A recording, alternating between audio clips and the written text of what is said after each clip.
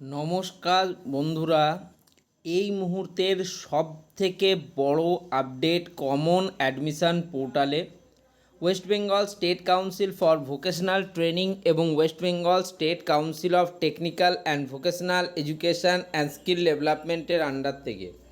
তো কী লিখেছে দেখো, course eligibility criteria of polytechnic second year candidate has been revised in pursuance of AICTE guidelines. It is requested to review the choices again and complete the choice filling by 6th August 2026 5 PM. তো তোমরা যে সমস্ত স্টুডেন্টরা direct ভোকলেটের থ্রুতে diploma বা পলিটেকনিকের second ইয়ারে admission নেবে ভাবছিলে, তো তোমরা জানো যে তোমাদের সাবজেক্ট ওয়াইজ কিন্তু তোমাদেরকে কোর্স দেওয়া হচ্ছিল।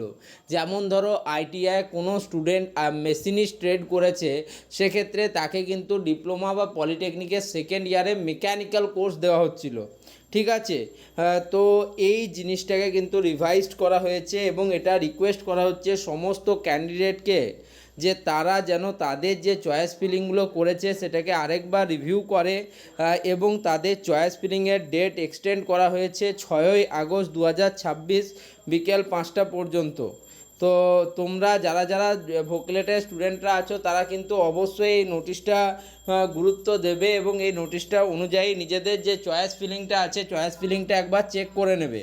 যদি কোনো নতুন আপডেট তোমার এসে থাকে, তোমার ট্রেড ভিত্তিক ক্ষেত্রে যদি কোনো আপডেট এসে থাকে, আশা করছি তোমাদের জন্য এই নোটিশটা খুব গুরুত্বপূর্ণ হিসেবে কাজ করবে।